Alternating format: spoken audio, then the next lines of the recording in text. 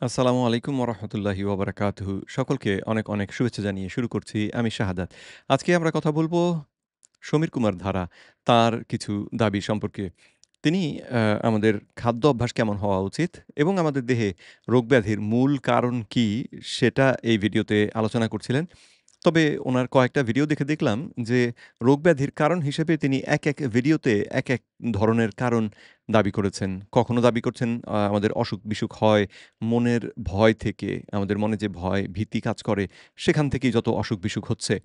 আবার এই যে ভিডিওটি আপনাদের সামনে যেটি এখন আপনারা দেখতে পাচ্ছেন আরকি, সেখানে তিনি দাবি করেছিলেন যে আমাদের অন্ত্রে, আমাদের পেটের বৃহদন্ত্রে বিশেষ করে যেটা চিত্রের মধ্যে এখানে দেখানো আছে, আ ঠিক ধরুন পায়ুপথের পেছনের যে অংশটা, সেখানে বায়ু জমে আ যত রকমের অসুখ-বিসুখ হয়, আ এখানকার বায়ু যদি জোরে চাপ দেয় আমাদের মাথায়, তাহলে আমাদের এক রকমের অসুখ হয়। যদি আমাদের আ গলায় চাপ দেয় তাহলে থাইরয়েডের প্রবলেম হয়। যদি বুকে চাপ দেয় তাহলে হার্টের সমস্যা হয়। যদি পিঠে চাপ দেয় তাহলে আমাদের কোমরের ব্যথার সমস্যা হয়।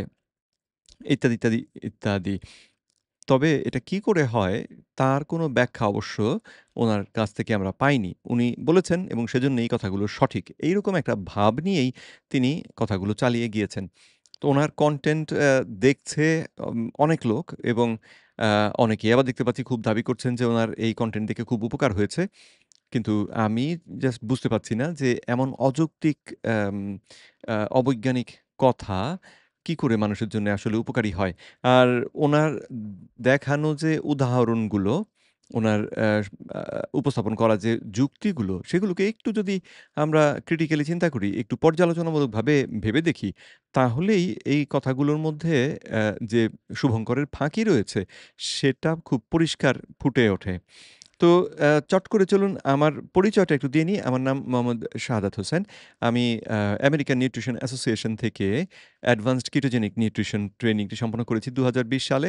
তারপর থেকে এই স্বাস্থ্য সংক্রান্ত বিষয়-আশয়গুলো নিয়ে আমার আগ্রহ। আমি লেখাপড়া করছি এবং আ বিভিন্ন উৎস থেকে শিখছি। ক্যান্সার আ অসুখটির মেটাবলিক যে ধারণা রয়েছে সেই বিষয়ে আমি একটি প্রশিক্ষণ সম্পন্ন করেছি নিউট্রিশন নেটওয়ার্ক নামে একটি প্রতিষ্ঠান থেকে।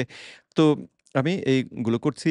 কিটোজেনিক ডায়েট সম্পর্কে প্রশিক্ষণ বা কিটোজেনিক নিউট্রিশন সম্পর্কে প্রশিক্ষণ লাভের অংশ হিসেবে আমি জেনেছি যে টাইপ 2 ডায়াবেটিস অসুখটিকে আসলে উপশম করে দেয়া যায় কিটোজেনিক ডায়েট ব্যবহার করে।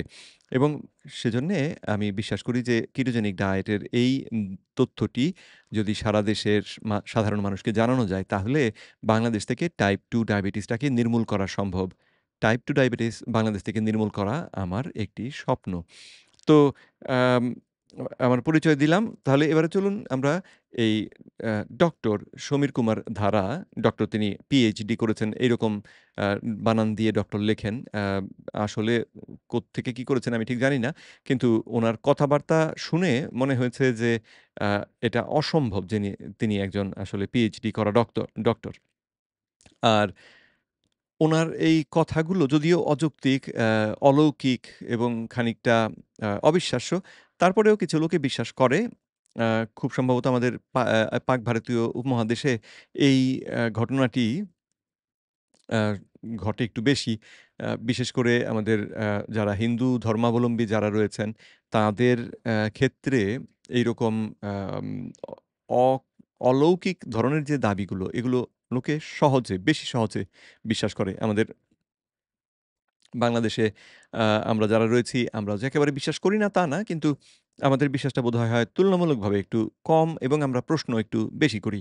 তো আ যাই হোক, উনি এখন আমাদেরকে বলছেন কিভাবে আমাদের দেহে সমস্ত অসুখ হয় এবং কিভাবে আমাদের খাদ্য অভ্যাস করা উচিত।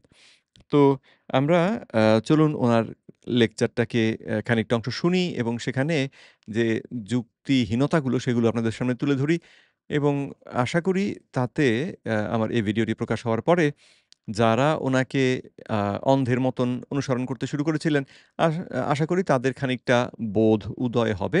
তারা এই আম নিজেদের পায়ে কুড়াল মারার যে পথে হেঁটে চলেছেন সেই পথ থেকে সরে আসবেন। চলুন তাহলে কথাগুলো শুনি। তাহলে এই সমস্ত কারণ কি? এই সমস্ত কারণ হচ্ছে আমাদের শরীরের বায়ু। কেন? কারণ আমার ভুল খাওয়া, বেশি খাওয়া, খিদে নেই বা ডিএনএ বিহীন খাওয়ার জন্য। এখন যদি আমাকে সুস্থ হতে হয় তাহলে সব সমস্যার মূলে হচ্ছে বায়ু। বায়ু মানে হচ্ছে আপনার কোলনের মধ্যে যে বাতাস আটকে থাকে অর্থাৎ আপনার পাদ। হুম। তাহলে কি করতে হবে? তাহলে আমার এই যে খাওয়া যেটা পচছিল পড়ে, সেইটা যদি সাফ হয়ে যায়, পরিষ্কার হয়ে যায়, তাহলে কি হবে? লোকে বলে না, পেট সাফ তো বিমারি মাপ। তো পেট সাপ তো বিমানি মাপ কথাটা তো উনি সুন্দর করে বললেন কিন্তু আ আমি দেখতে পাচ্ছি যে উনি আমাদেরকে খানিকটা বিভ্রান্তির মধ্যে ফেলে দিয়েছেন এবং হয়তো ব্যাপারটা আম বাই ডিজাইন। দেখুন এখানে উনি যেটাকে আ পেট হিসেবে দেখালেন সেটা হচ্ছে আমাদের কোলন।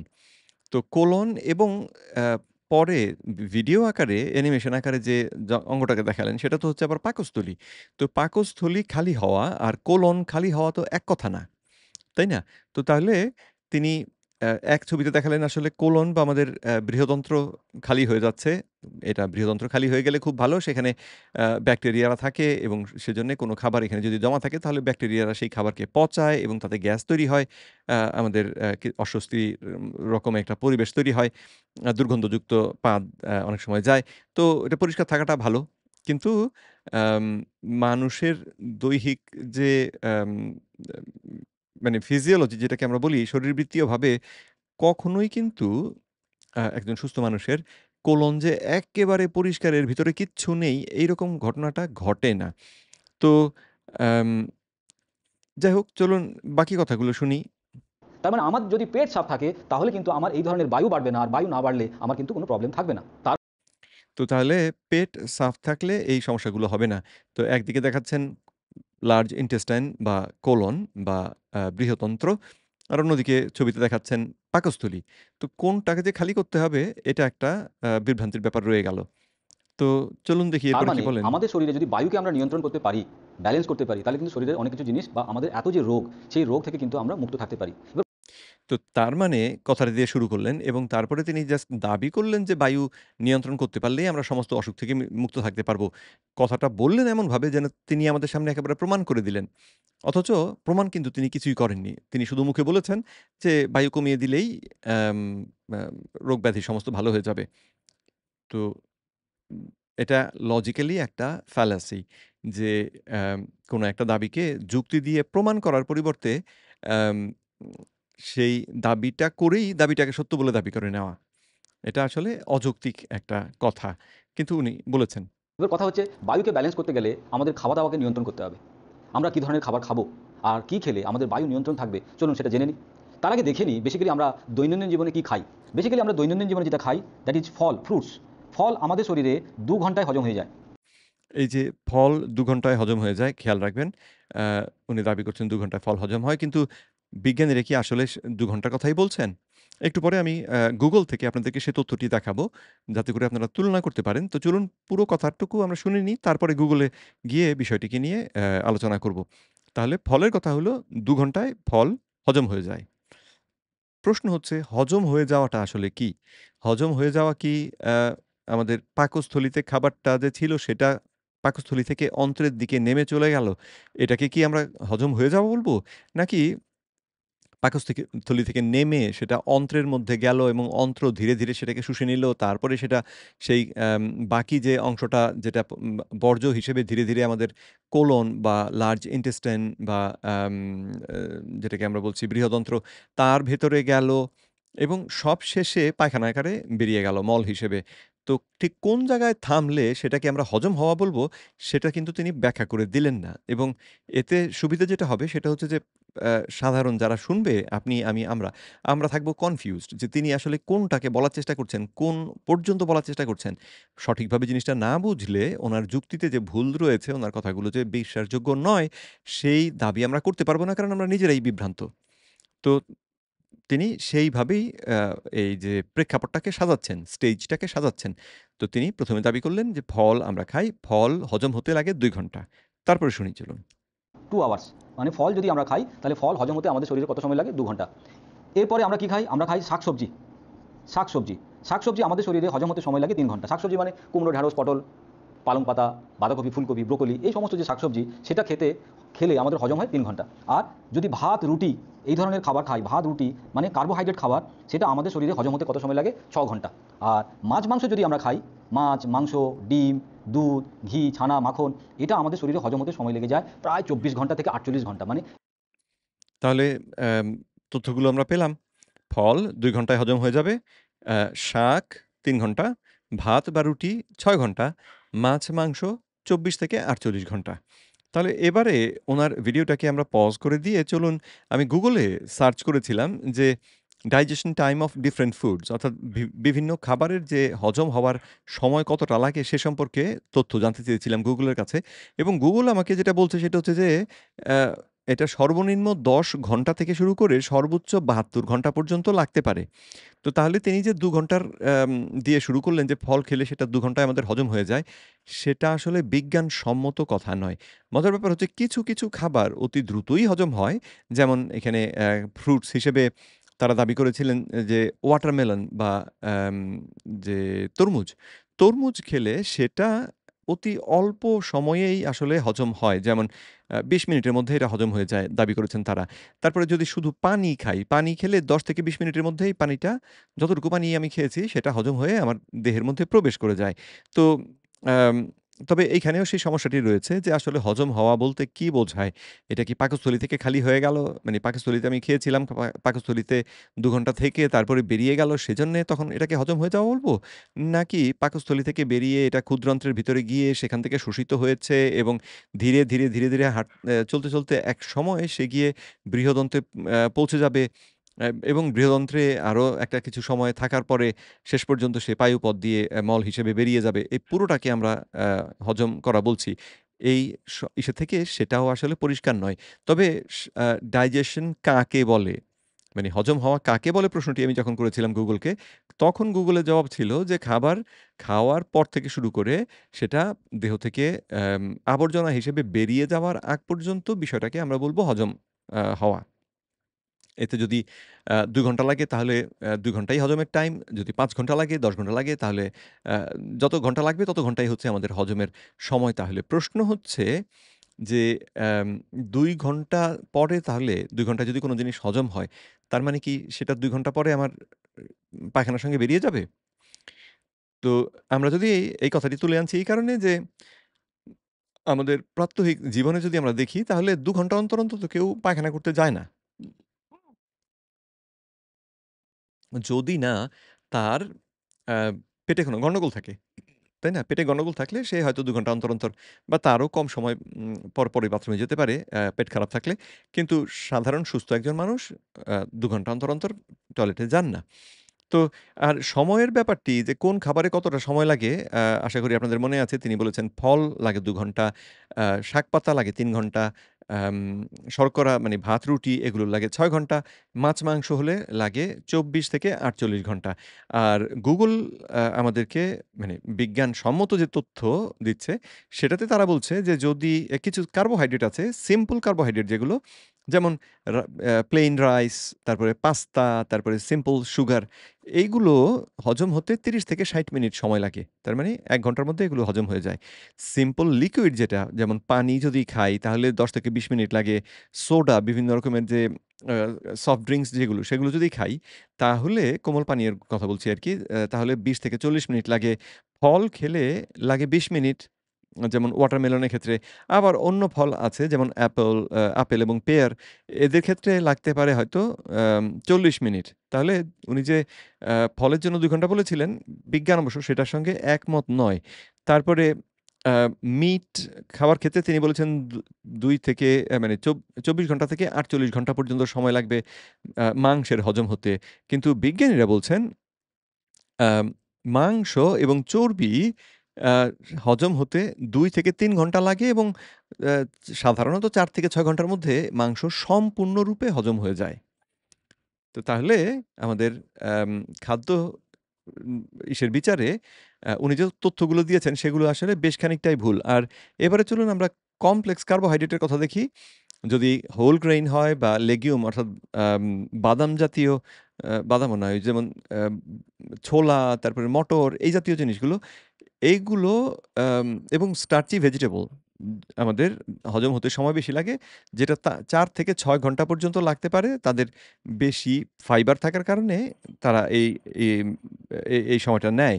তারপরে প্রোটিন এবং ফ্যাট যদি হয় তাহলে সেটা ২ থেকে ৪ ঘন্টার মধ্যে যেমন পিনাট বাটার, অ্যাভোকাডো এবং এগস এগুলো ২ থেকে ৪ ঘন্টার মধ্যেই হজম হয়ে যায়। তারপরে ফাইবার রিচ ফুডস যেমন fruits, vegetables, whole grains rich in fibre may take more than 2 days to fully digest. তো তাহলে তারা বলছেন যে ফাইবার যদি বেশি থাকে তাহলে সেইরকম শাকসবজি আ হজম হতে ২ দিনেরও বেশি লাগতে পারে। তো তাহলে আমরা যদি আমাদের সমীর কুমার ধারার যে চার্ট, তার সঙ্গে মিলিয়ে দেখি তাহলে দেখতে পাই উনি বেশ কিছু তথ্যই একেবারে উল্টো তথ্য দিয়েছেন। একেবারেই ভুল তথ্য দিয়েছেন। তো আম কিন্তু যারা উনাকে গুরু হিসেবে মানছেন, তারা অবশ্যই অন্ধ হয়ে আছেন। উনারা এই সমস্যাটি দেখতে পান না। উনারা ক্রিটিক্যালি চিন্তা করেন না। তো ফলে এই কথাগুলোকে গোগ্রাসে গিলেন এবং বিশ্বাস করেন। তো যাই হোক, আশা করি আপনারা বুঝতে পারছেন যে তিনি এখানে যে তথ্যটা দিয়েছেন, এই তথ্যগুলিই ভুল। এই তথ্যগুলো বিশ্বাসযোগ্য সঠিক তথ্য নয়। ১ থেকে ২ দিন। তাহলে এইগুলোই হচ্ছে আমাদের প্রাত্যহিক জীবনের খাবার-দাবার। কিন্তু এই খাবার-দাবারের মধ্যে কি ভুল হয়ে যাচ্ছে? সো এই যে প্রাত্যহিক জীবনে আমরা যে খাবারগুলো খাই, তাহলে এখানে কি ভুল হচ্ছে? চলুন একটা খেলার মাধ্যমে আমরা দেখে নিই। খেলাটার নাম কি? দিল্লি থেকে কলকাতা ট্রেন আসছে। কোথা থেকে? দিল্লি থেকে কলকাতা। সেখানে কি ট্রেন আছে? সেখানে আছে মালগাড়ি। খুব আস্তে, আস্তে চলে, জানি মালগাড়ি। আর কি আছে? Local train. লোকাল ট্রেন একটু দ্রুত চলে। আর আছে রাজধানী এক্সপ্রেস। রাজধানী এক্সপ্রেস খুব দ্রুত চলে, রাজধানী এক্সপ্রেস। তো এই ৩টে ট্রেন একটা ট্রেন লাইন দিয়ে চলবে। আপনি কিভাবে এই ৩টে ট্রেনকে একটা ট্র্যাকে চালাবেন? তাহলে প্রথমে যদি আপনি ভুল করে মালগাড়িকে ছেড়ে দেন, তাহলে কি হবে? মালগাড়ি আস্তে, আস্তে, আস্তে যাবে। আর এরপরে যদি আপনি রাজধানীকে ছাড়েন, তাহলে কি হবে? রাজধানী তো ওর উপরে গিয়ে স্পিডে গিয়ে ঘাড়ের উপর উঠে পড়বে। ভীষণ অ্যাক্সিডেন্ট। তাহলে যদি আপনাকে একই ট্র্যাকে ৩টে ট্রেনকে চালাতে হয়, তাহলে প্রথমেই কিন্তু আপনাকে ছাড়তে হবে কাকে? রাজধানী এক্সপ্রেসকে। উনার এই যে যুক্তি, এই যুক্তিটা আসলে একেবারেই অগ্রহণযোগ্য যুক্তি, একটা ফালতু যুক্তি। কিন্তু আমি দেখেছি যে বাংলাদেশের একজন অত্যন্ত ধনী ব্যক্তি একটি আম আ গ্রুপ অফ কোম্পানিজ এর ডাইরেক্টর, একজন ইঞ্জিনিয়ার মানুষ। তিনি এই যে আম অযৌক্তিক যে উদাহরণটা, সেটাকে হজম করে ফেলেছেন। সেটাকে তিনি সত্য বলে মেনে নিয়েছেন। তা আমি খুব অবাক হয়েছিলাম যে এটা কি করে সম্ভব হলো? একজন ইঞ্জিনিয়াররা সাধারণত গণিতে খুব আ চৌকস হন। অর্থাৎ হিসেব-নিকেশে উনারা অত্যন্ত চৌকস হন। তো তাহলে উনি এই উদাহরণটা দেখেও কিভাবে যে হিসেব মেলালেন আমি সেটাই বুঝতে পারিনি। যাই হোক, আম চলুন বিষয়টাকে একটু বিস্তারিত আলোচনা করি। অ্যা তবে উনি উনার সমাধানটা দিয়ে দিন আমাদেরকে, দেখি আমরা, তারপরে না হয় আমাদের যে পর্যালোচনা সেটা করব। রাজধানী এক্সপ্রেস সবার আগে বেরিয়ে যাবে। দেখুন পেছনের রাস্তা খালি। তখন আপনি বুদ্ধি করে কি করবেন? লোকাল ট্রেনকে ছাড়বেন। লোকাল ট্রেন তার পেছনে, পেছনে যাবে। আর মালগাড়ি সবার পেছনে, পেছনে। তাহলে দেখুন একই ট্র্যাকে ৩টে ট্রেন কিন্তু চলছে কোনো দুর্ঘটনা ছাড়া। তো এটা তো তিনি দাবি করলেন এবং ১ম বারে যখন ট্র্যাকটা একেবারে খালি, তখন এই কথাটি আসলে ঘটবে এইভাবেই। কিন্তু আম যেহেতু আমরা এখানে আসলে রূপক ব্যবহার করে আমরা যে খাদ্য খাই, বিভিন্ন রকমের খাদ্য, যেটাতে উনি দাবি করেছেন একেকটা খাদ্যের হজম হওয়ার সময় একেক রকম। তো তাহলে উনি আসলে এই ট্রেন লাইন বলতে আমাদের মুখ থেকে শুরু করে পায়ুপথ পর্যন্ত যে পথটা রয়েছে, যার মধ্যে দিয়ে আমাদের খাদ্যগুলো হজম হয় বা আমাদের দেহে শোষিত হয়, সেই আ যে নলটা মুখ থেকে শুরু করে এই নলটাকেই তিনি বলছেন ট্রেন লাইন। তো এখন উনার হিসাব মতেই ধরুন সকালে ১ম যেহেতু লাইন ফাঁকা রয়েছে, একদম ১ম বার ধরুন মানুষটা একেবারে ব্র্যান্ড নিউ একটা নতুন মানুষ, তার পেটে কিছুই নেই, একদম অন্ত্র পুরোপুরি খালি। এই অবস্থায় তাকে ফল খাইয়ে দেয়া হলো। তো ফল খাইয়ে দিলে আ ২ ঘন্টার মধ্যে উনার মতে সেটা হজম হয়ে যাবে। তো হজম হয়ে আসলে কি পায়খানা হয়ে বেরিয়ে যাবে কিনা সেটা অবশ্য পরিষ্কার উনি বলেননি। আ কিন্তু আমরা Google এর যে তথ্য দেখে এলাম তাতে বুঝতে পারি যে সেটা আম হজম হয়ে সেটা থেকে যা শুষে নেবার, দেহ হয়তো সেটাকে শুষে নেবে একটা নির্দিষ্ট সময়ের মধ্যে ২ ঘন্টা, ১ ঘন্টা ৫০ মিনিট, ৬০ মিনিট যাই হোক, এর মধ্যে সে এই হজম করে এর থেকে যে পুষ্টি উপাদান সেগুলো শুষে নেবে। কিন্তু বাকি যে বর্জ্যটা সেটা কিন্তু থেকেই যাবে। তাই না? সেটা কিন্তু ওই যে আমাদের ক্ষুদ্রান্ত্রের যে পথ, এটার মধ্যে থেকে যাবে। তো অ্যাম তারপরে যদি আমরা এরপরে ওই উম লোকাল ট্রেন যেটা, সেটাকে ছেড়ে দিই, তাহলে উম যেটা দাঁড়াবে সেটা হচ্ছে লোকাল ট্রেনটা ধীরে, ধীরে সামনে এগুচ্ছে। আ আমাদের খাবারগুলো যেন ধীরে, ধীরে হজম হচ্ছে এবং সবশেষে আমরা ছাড়বো মালগাড়ি, যেটা আম অনেক বেশি সময় নিয়ে করবে। তো এখন ধরুন সকালবেলায় আমি সবচেয়ে দ্রুত ট্রেনটাকে ছেড়েছি। তারপরে ছেড়েছি বলতে আমি আ সবচেয়ে দ্রুত হজম হয় এইরকম খাবার খেয়ে পেট ভরেছি। ভালো কথা। তো তারপরে খানিকক্ষণ পরে আম যখন আমার ক্ষুধা পাবে তখন আমি এই যে আম এক্সপ্রেস যেটা ওই যে লোকাল ট্রেন যেটা, সেটাকে না হয় ছেড়ে দিলাম। অর্থাৎ শাকসবজি জাতীয় খাবারগুলো খেলাম। এটা হজম হতে তুলনামূলকভাবে খানিকটা সময় বেশি লাগবে। এবং সবশেষে, কারণ এটা হজম হতে যেহেতু সময় লাগে ৪-৫ ঘন্টা পরে হয়তো আমার আবার ক্ষুধা পাবে। তখন রাতের বেলায় আমি ওই ধীরে হজম হয় যে খাবারগুলো সেগুলো খাবো। সেগুলোতে ২৪ ঘন্টা থেকে ৪৮ ঘন্টা সময় লাগবে সেগুলো হজম হয়ে আমার এই যে এই পথটা দিয়ে এগিয়ে যেতে। তো তাহলে ধরুন ১ম যে দুটো খাবার আমরা খেয়েছিলাম, সেগুলো না হয় ২ ঘন্টায় একেবারে পায়খানা হয়ে বেরিয়েই গেল, অথবা ৬ পরেরটা ছিল ৩ ঘন্টা। ৩ ঘন্টায় সে আমার দেহ থেকে পায়খানা হয়ে বেরিয়েই গেল। কিন্তু যখন সন্ধ্যের সময় আমি এই আম দীর্ঘ সময় নিয়ে যেগুলো হজম হয়, যেটা গুগল বলছে ফাইবার সমৃদ্ধ খাবার, আর ওনারা বলেছেন মাছ-মাংস। তো এই খাবার খেলে আমার পেটে গিয়ে সেটা হজম হবে এবং এটার সময় লাগবে ২ দিন। তো তাহলে ২ দিন আসলে আমার যে আমার যে ক্ষুদ্রান্ত্র, সেটা তাহলে আটকে গেল ২ দিনের জন্য। তো আটকে গেলে এই ২ দিন এখান দিয়ে এর পেছনে যে কোনো গাড়ি যদি আপনি ছাড়তে চান, অর্থাৎ পরের দিন মানে আজকের দিন তো সকালে অ্যা ফল খেয়েছিলেন, দুপুরে শাকসবজি খেয়েছিলেন, রাতে গিয়ে এই যে মাছ-মাংস খেয়ে ফেললেন, বা অন্য খাবার যেটাতে সময় বেশি লাগবে সেরকম খেয়ে ফেললেন।